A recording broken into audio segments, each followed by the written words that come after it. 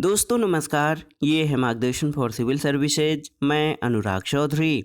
दोस्तों घटना चक्र सामान्य अध्ययन पूर्वावलोकन श्रृंखला के अंतर्गत इस वीडियो में प्रस्तुत है पर्यावरण एवं पारिस्थितिकी से संबंधित महत्वपूर्ण प्रश्न जो आपके आगामी परीक्षाओं के लिए बहुत ही उपयोगी है। इस वीडियो में हम ओजोन परत क्षरण और उसके संरक्षण के उपायों से संबंधित महत्वपूर्ण प्रश्नों को कवर करेंगे। तो आइए शुरू करते हैं आज का वीडियो। पहला प्रश्न है दोस्तों, सूर्य के प्रकाश से पराबैंगनी विकिरण अभिक्रिया निम्न में से क्या पैदा करती है? ऑप्शन है आपके carbon monoxide, sulphur dioxide, ozone या फिर फ्लोराइड। तो सही उत्तर है ऑप्शन सी, ओजोन। दोस्तों सूर्य के प्रकाश से पराबैंगनी विकिरण अभिक्रिया ओजोन गैस उत्पन्न करती है। और आप जान लीजिए समताप मंडल जिसको स्ट्रेटोस्फियर कहा जाता है, इसमें ओजोन का निर्माण मुख्यतः पराबैंगनी विकिरण यानी अल्ट्रावायलेट रेडिएशन के द्वारा होता है। ये संपूर्ण क्रिया दो चरणों में होती है। पहले चरण के अंतर्गत सूर्य के प्रकाश में उपस्थित उच्च ऊर्जा युक्त किरणें ऑक्सीजन अणु पर प्रहार करके उसे दो परमाणुओं में तोड़ती हैं। दूसरे चरण में प्रत्येक ऑक्सीजन परमाणु ऑक्सीजन अणु से क्रिया करके ओजोन यानी O3 का निर्माण करता है।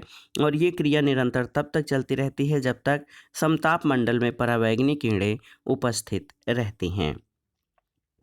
अगला प्रश्न है दोस्तों, वायुमंडल में उपस्थित ओजोन द्वारा निम्नलिखित विकिरण अवशोषित किया जाता है। ऑप्शन है अवरक्त, दृश्य, पराबैंगनी या सूक्ष्म तरंगे। तो सही उत्तर है पराबैंगनी विकिरण। देखिए कितनी महत्वपूर्ण घटना है दोस्तों। वायुमंडल में ऐसे तो अल्ट्रावायलेट रेज से जो है वो आपका ओजोन गैसों की उत्पत्ति भी होती है और वही ओजोन गैसें अल्ट्रावायलेट रेज को जो है अवशोषित करती हैं। ओजोन ऑक्सीजन के 3 परमाणुओं से मिलकर बनने वाली एक गैस है जो वायुमंडल में बहुत कम मात्रा में पाई जाती है।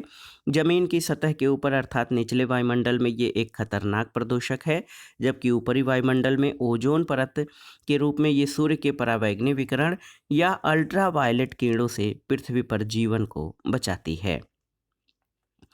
अगला प्रश्न है दोस्तों, ओजोन बायोस्फीयर को बचाती है कैसे? तो उत्तर है अल्ट्रावायलेट किरणों से। दोस्तों पराबैंगनी किरणें उच्चतम ऊर्जा या उच्च ऊर्जा की किरणें होती हैं जिससे पृथ्वी पर जीवधारियों, पशु पक्षी, फूल, मानव सहित अन्य लोगों को खतरा हो सकता है, जिससे समताप मंडल हमारी रक्षा करती है। समताप मंडल में ओजोन गैस होती है, ये पराबैंगनी विकिरण को अवशोषित करती है। अगला प्रश्न है, वायुमंडल में उपस्थित ओजोन परत अवशोषित करती है किसको? तो सही उत्तर है ये अल्ट्रावायलेट किरणों या पराबैंगनी विकिरण को अवशोषित करती है। अगला प्रश्न है दोस्तों, वायुमंडल में ओजोन परत जो है ये वर्षा करती है, प्रदूषण उत्पन्न करती है, पृथ्वी पर पराबैंगनी किरणों से जीवन की रक्षा करती है या वायुमंडल में ऑक्सीजन उत्पन्न करती है? तो सही उत्तर हो जाएगा पृथ्वी पर पराबैंगनी किरणों से जीवन की रक्षा करती है। अगला प्रश्न है दोस्तों, ओजोन परत मानव के लिए उपयोगी है, इसका कारण क्या है?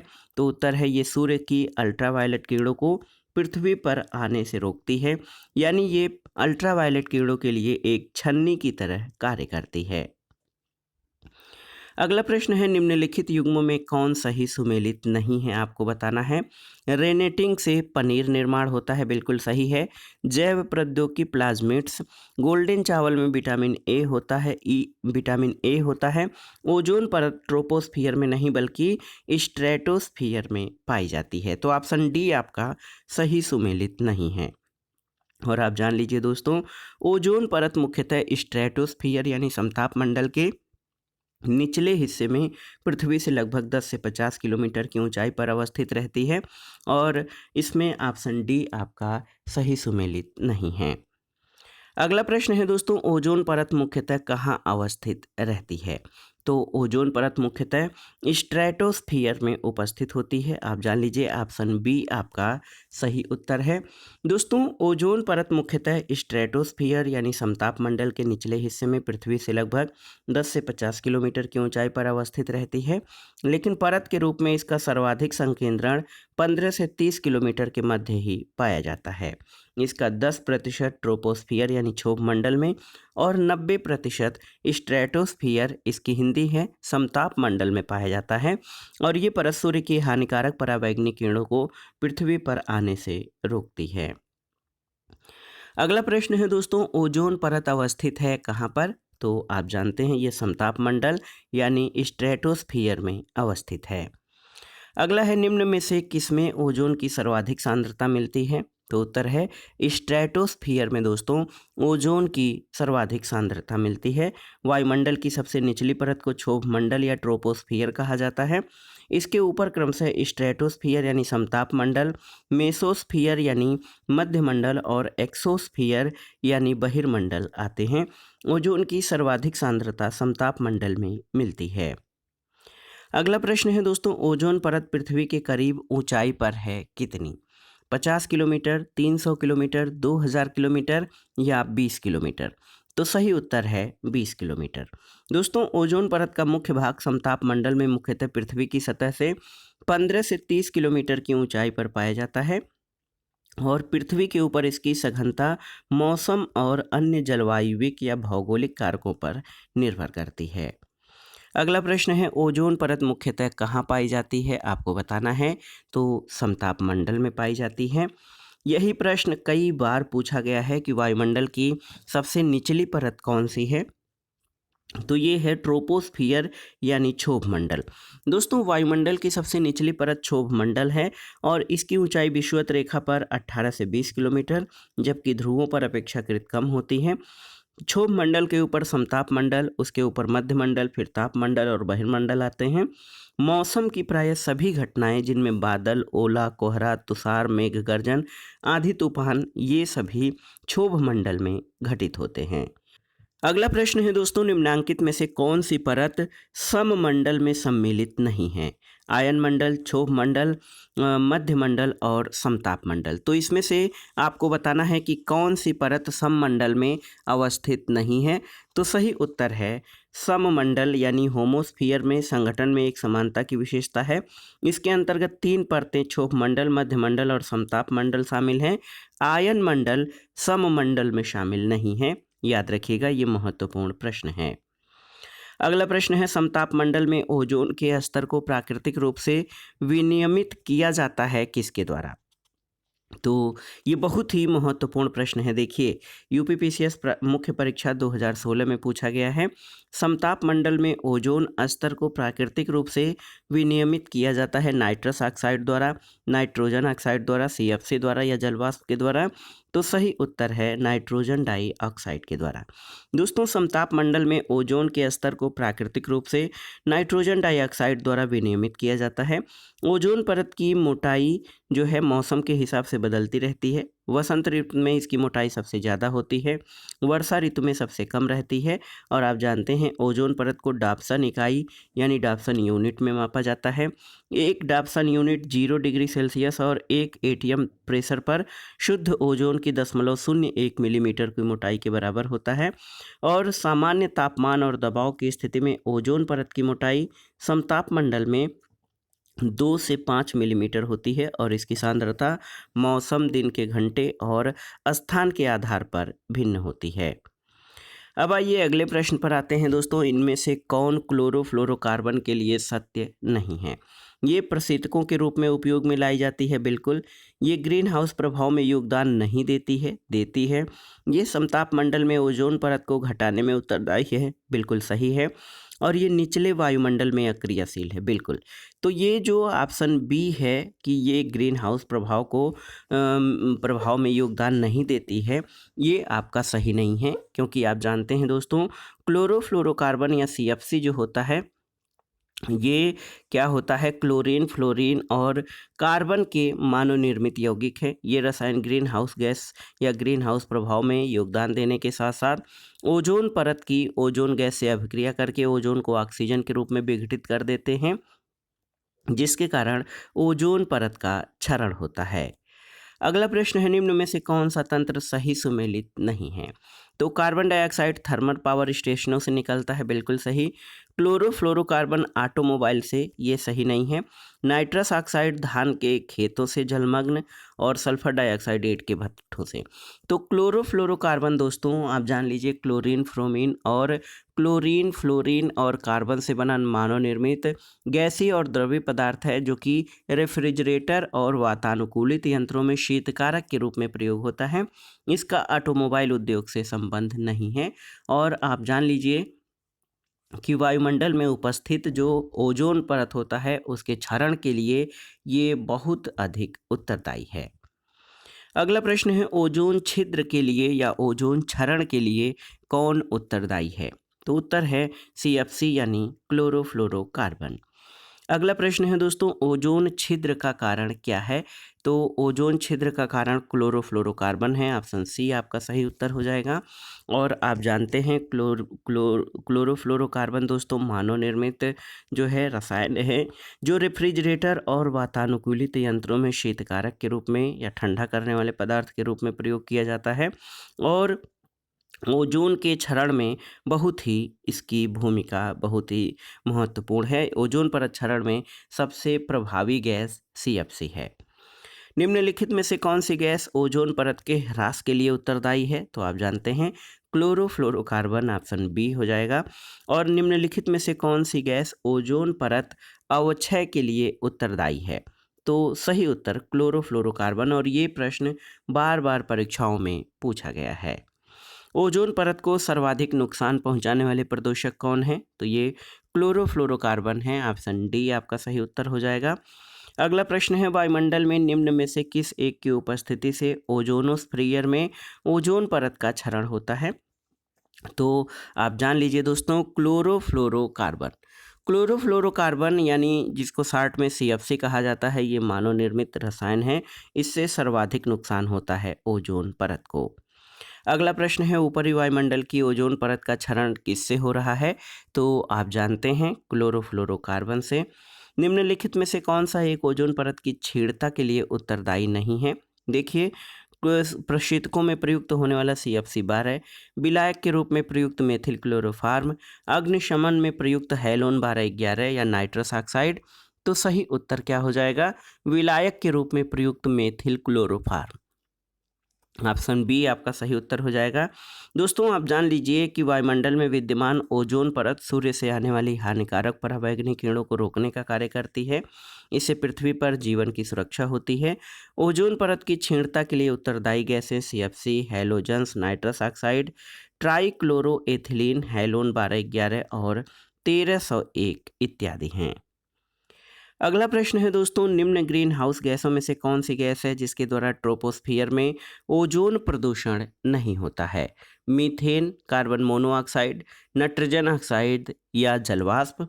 तो सही उत्तर है कार्बन मोनोऑक्साइड। दोस्तों ट्रोपोस्फियर में ओजोन प्रदूषण के लिए उत्तरदायी ग्रीन हाउस गैसें जलवाष्प, carbon dioxide, methane, ozone, nitrous oxide और क्लोरोफ्लोरोकार्बन है। कार्बन मोनोऑक्साइड इसमें शामिल नहीं है। अगला प्रश्न है, ओजोन छिद्र का निर्माण सर्वाधिक है कहाँ पर? भारत के ऊपर, अफ्रीका के ऊपर, अंटार्कटिका के ऊपर या फिर यूरोप के ऊपर? तो आप जानते हैं ओजोन छिद्र का निर्माण सर्वाधिक अंटार्कटिका यानी दक्षिणी ध्रुव के ऊपर पाया गया है। अगला प्रश्न है दोस्तों, निम्नलिखित कथनों पर विचार कीजिए। पहला है कि क्लोरोफ्लोरोकार्बन जो ओजोन ह्रासक पदार्थों के रूप में चर्चित हैं, उनका जो सही जो है प्रयोग कौन सा है? सुघट्य फोम के निर्माण में होता है, बिल्कुल सही है। और ट्यूबलेस टायरों के निर्माण में होता है, ये आपका सही नहीं है। कुछ विशिष्ट इलेक्ट्रॉनिक अवयवों की सफाई करने में और एरोसोल कैन में, एरोसोल कैन में दाबकारी एजेंट के रूप में। तो 1, 3 और 4 आपके सही हो जाएंगे। ऑप्शन सी सही उत्तर है। दोस्तों 1960 के दशक से refrigerator, air conditioner, spray case, विलायक, फोम के निर्माण, दाबीकृत प्रसाधन उद्योगों और सूक्ष्म मार्जन कार्यों, इलेक्ट्रॉनिक अवयवों की सफाई करने और अन्य अनुप्रयोगों में क्लोरोफ्लोरोकार्बन का प्रयोग बढ़ रहा है और इससे ओजोन का सर्वाधिक नुकसान हुआ है। अगला प्रश्न है दोस्तों, देखिए अंटार्कटिक क्षेत्र में ओजोन छिद्र का बनना चिंता का विषय है। इस छिद्र के बनने का संभावित कारण क्या है? तो उत्तर है विशिष्ट ध्रुवीय वाताग्र तथा समतापी मंडल बादलों की उपस्थिति और क्लोरोफ्लोरोकार्बनों का अंतर्वाह। ये दोस्तों अंटार्कटिक क्षेत्र में ओजोन छिद्र के बनने से चिंता का कारण है। अब आते हैं अगले प्रश्न पर। निम्नलिखित पदार्थों में से कौन से ओजोन रिक्ति कारक हैं, आपको बताना है। ये प्रश्न बहुत ही महत्वपूर्ण है। देखिए, क्लोरोफ्लोरोकार्बन, हैलोन्स और कार्बन टेट्राक्लोराइड। तो सही उत्तर है ये तीनों ही। दोस्तों, क्लोरोफ्लोरोकार्बन, हैलोन्स और कार्बन टेट्राक्लोराइड ये सभी ओजोन गैस के या ओजोन परत के क्षरण के लिए जिम्मेदार हैं। दोस्तों, आप जान लीजिए, मॉन्ट्रियल प्रोटोकॉल के अनुसार सीएफसी, हैलोन्स और अन्य ओजोन रिक्तीकरण रसायनों जैसे कार्बन टेट्राक्लोराइड के उत्पादन पर रोक लगाई गई है। अगला प्रश्न है, निम्न में से किसने तिब्बत पठार के ऊपर 2005 में ओजोन आभामंडल या ओजोन हैलो का पता लगाया था? तो उत्तर है जी.डब्ल्यू. केंटमूर। ये टोरंटो यूनिवर्सिटी के वैज्ञानिक जी.डब्ल्यू. केंटमूर, इनके नेतृत्व में अनुसंधानकर्ताओं ने 2005 में तिब्बत पठार के ऊपर ओजोन हैलो का पता लगाया था। अगला प्रश्न है दोस्तों, मॉन्ट्रियल प्रोटोकॉल किसके रक्षण से संबंधित है? तो मॉन्ट्रियल प्रोटोकॉल ये ओजोन परत के संरक्षण से संबंधित है। ये वियना संधि का एक प्रोटोकॉल है जिसका उद्देश्य ओजोन परत का क्षरण करने वाले पदार्थों यानी क्लोरोफ्लोरोकार्बन आदि के प्रयोग को हटाना है। और ये जो प्रोटोकॉल है मॉन्ट्रियल, ये 1 जनवरी 1989 से प्रभावी हुआ है। अगला प्रश्न है दोस्तों, मॉन्ट्रियल प्रोटोकॉल किससे संबंधित है? तो ये ओजोन परत के क्षरण को रोकने से संबंधित है मॉन्ट्रियल प्रोटोकॉल। ऑप्शन ए आपका सही उत्तर हो जाएगा। अगला प्रश्न है दोस्तों, मॉन्ट्रियल प्रोटोकॉल किससे संबंधित है? तो ये जो है दोस्तों ओजोन परत के संरक्षण से संबंधित है।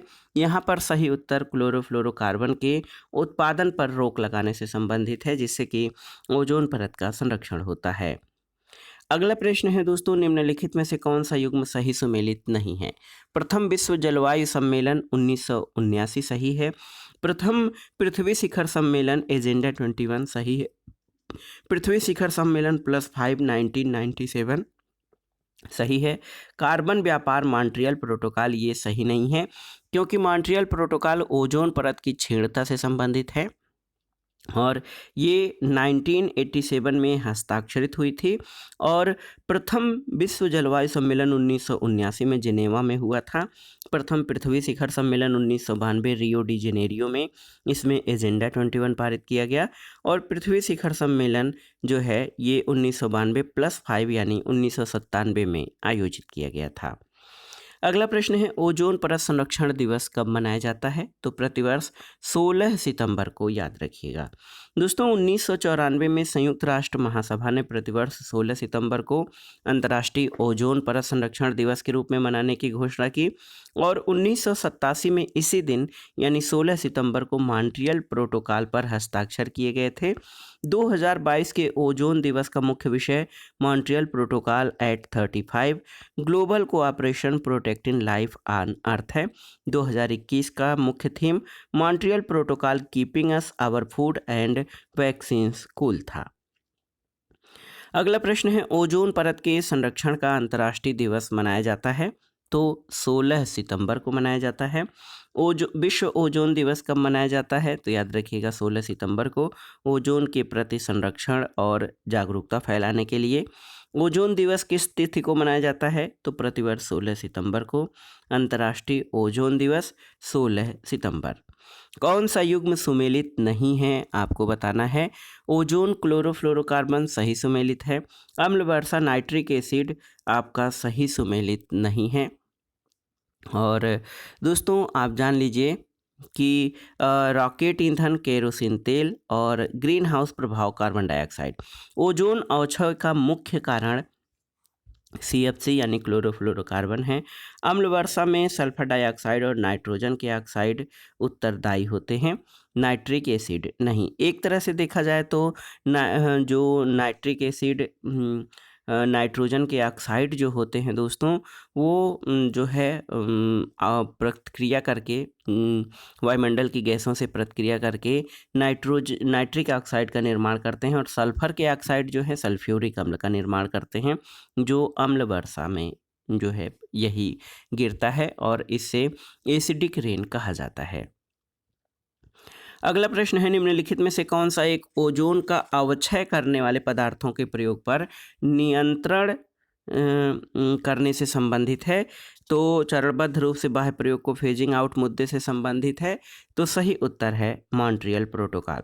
दोस्तों, मॉन्ट्रियल प्रोटोकॉल ओजोन का अवक्षय करने वाले पदार्थों के प्रयोग पर नियंत्रण करने और उन्हें चरणबद्ध तरीके से प्रयोग से बाहर करने पर संबंधित है। आइए ओजोन परत से क्षरण के प्रभावों के बारे में जो प्रश्न बन सकते हैं उनको देख लेते हैं। प्रश्न है कि सूर्य से आने वाला हानिकारक पराबैंगनी विकिरण कारण हो सकता है किसका? देखिए, यकृत कैंसर का, मस्तिष्क कैंसर का, मुख कैंसर का या त्वचीय कैंसर का। तो सबसे अधिक प्रभाव ये त्वचा के कैंसर पर डालेगा। सूर्य से आने वाले हानिकारक पराबैंगनी विकिरण से त्वचा कैंसर होने का खतरा रहता है। अधिक समय तक सूर्य के पराबैंगनी विकिरण के शरीर पर पड़ने पर डीएनए में आनुवांशिक परिवर्तन हो सकता है, जो त्वचा कैंसर का कारण बन सकता है। और आप जान लीजिए कि सूर्य की पराबैंगनी किरणों को सामान्यतया 3 वर्गों में बांटा जाता है। इन्हें अल्ट्रावायलेट ए, अल्ट्रावायलेट बी और अल्ट्रावायलेट सी किरणें कहा जाता है। अल्ट्रावायलेट ए और बी किरणों का त्वचा पर प्रभाव जो है हानिकारक प्रभाव पड़ता है और अल्ट्रावायलेट सी 100 से 280 एंगस्ट्रॉम भी अत्यधिक घातक होती है, लेकिन पृथ्वी सतह तक नहीं पहुंच पाती। अगला प्रश्न है दोस्तों, कथन और कारण से संबंधित है। कथन है, ओजोन जैविक जीवन के लिए परमावश्यक है। कारण है कि ओजोन परत पृथ्वी पर उच्च ऊर्जा विकिरण से संरक्षित करती है। तो बिल्कुल सही, ए और आर दोनों सही हैं और आर ए की सही व्याख्या भी करता है। आप जान लीजिए, ओजोन परत सूर्य के उच्च आवृत्ति या उच्च ऊर्जा वाले पराबैंगनी प्रकाश के 93 से 99% मात्रा को अवशोषित कर लेती है, जो पृथ्वी पर जीवन के लिए हानिकारक है। ओजोन परत के अभाव में पृथ्वी पर सूर्य के पराबैंगनी विकिरण किरणों से दैनिक जीवन को अत्यधिक क्षति पहुंचेगी और इस दृष्टि से कथन और कारण दोनों सही हैं और कारण कथन की सही व्याख्या करता है।